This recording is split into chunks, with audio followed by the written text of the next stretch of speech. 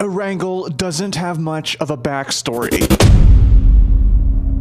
It's a vaguely Soviet, post-apocalyptic, dystopian, abandoned hellhole full of guns and homes to loot. And you and 99 strangers are jumping off of a burning plane right into it. Your parachute will ensure the fall doesn't kill you, but once you're down there, it's you against the island. 99 strangers are on the hunt for you and each other. Every single one of them wants to be the last one standing. Every single one of them wants to win. They loot homes as soon as they land, hunting for weapons and armor, scrounging the map to find anything that could be of use, looking down your sights as you open the door and a guy with a shotgun blasts you in the face. People have always wanted a battle royale video game, but it never happened. First came the original Teen Deathmatch Island Battle Royale. The Japanese book and movie told the story of 42 students dropped on a deserted island and forced to kill each other until only one was left.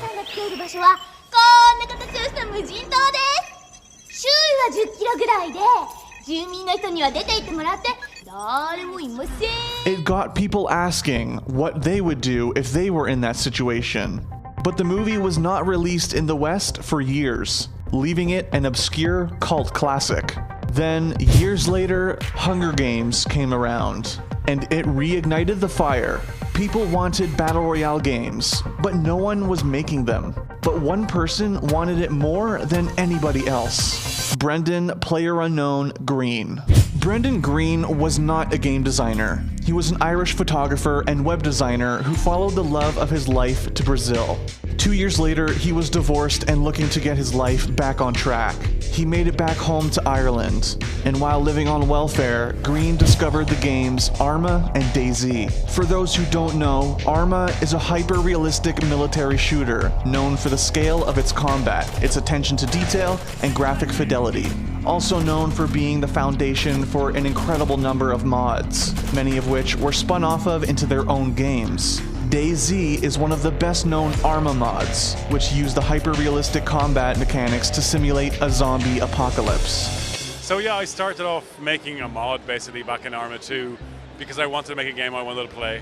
I saw games like the Survivor games, which were events for streamers, and I wanted to play that myself. So I decided to see if I could actually make one, and Arma 2 Battle Royale was born. The Battle Royale mod for Arma 2 was a departure from the tightly directed experiences offered by AAA games like Assassin's Creed. Green was not interested in those types of games. He wanted something looser, something grittier, something that gave you the freedom to show what you would do in a battle to the death. As DayZ broke free of Arma and became a standalone game, other developers took notice of how popular Green's mods were in the niche Arma community.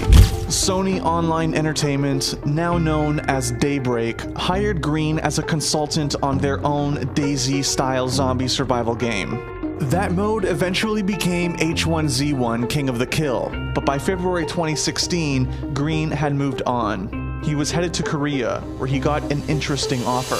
Chang-Han Kim, a Korean game designer working for Bluehole, wanted to make a battle royale game. He was inspired by DayZ, but when he researched the battle royale format more and more, he kept coming across Green. And less than 1 month later, he was Bluehole's creative director. Development moved fast. Green and Kim's team had the autonomy to create the game that they wanted, and they wanted it to be playable within 1 year. The game started its development in early 2016, and the plan was to follow an early access schedule. Green and Kim wanted to get the game in customers' hands fast for a low cost, and keep improving it over time. But the foundation needed to be laid down before anything else.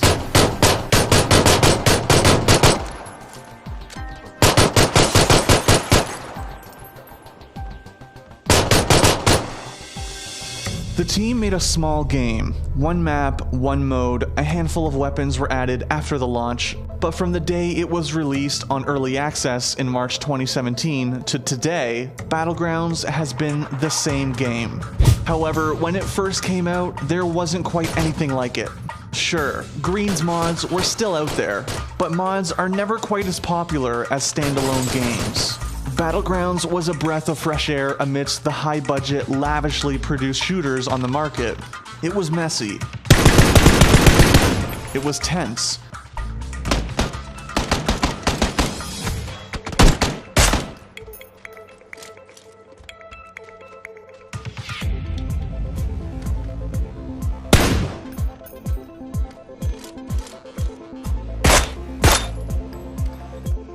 And it was complicated, but most importantly, it was fun. The island is the most important part too. While Green has said that his team is working on more maps, Erangel will always be the most iconic thing about Battlegrounds. It's the game's main character, with familiar landmarks, wide open spaces, and bizarre, unique topography. It's not realistic. Swamps, farmland, mountains, and towns all mingle together to make a backdrop that has much of a hand in the action as the players do. And the players came to Battlegrounds fast. For only $20, they got to live the fantasy of surviving the apocalypse. The game's player base grew every week. 10 million rounds of Battlegrounds were played in the game's first 4 months, and it made $11 million in 3 days. By April, it had sold 1 million copies. 1 month later, it was at 2 million. The next month, it hit 4 million. In August, Battlegrounds became the most played game on Steam in terms of concurrent players. By September, it had beaten Dota 2's record of 1.29 million concurrent players. By October, it had hit 2 million players on Steam, and became the most popular game in South Korean PC bungs, beating longtime king League of Legends. When the game cracked 2 million copies sold, Bluehole held a charity invitational tournament. I killed him? Let's go, baby! Woo! 3 months later, ESL held the first major Battlegrounds tournament, cementing a possible esports future for the game. Green told GamesIndustry.biz that he has always envisioned his mods to be a spectator sport someday, and his baby was finally taking its first steps. People still ask if Battlegrounds can be an esport. It has the audience and the player base. The only problem is the logistics. Gathering 100 people for a LAN tournament is not the easiest thing in the world, which might limit it to events like ESL 1s and DreamHacks. But esports is not the only place Battlegrounds is growing. The game is selling more and more copies by the day, and even bigger companies are taking notice. Tencent made a deal to publish the game in China. Facebook cut a streaming deal with Bluehole. Epic Games, who assisted in modifying the Unreal Engine for Battlegrounds, made a Battlegrounds-inspired play mode for their game Fortnite. And Microsoft touted a timed console-exclusive version of Battlegrounds for Xbox One at E3 2017.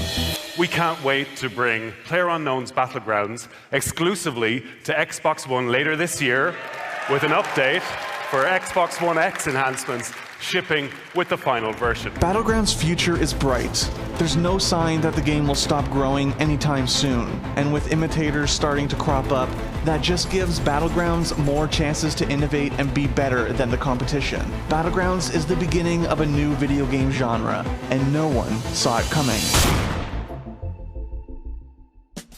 Thanks for watching. If you want more great content, be sure to hit that subscribe button.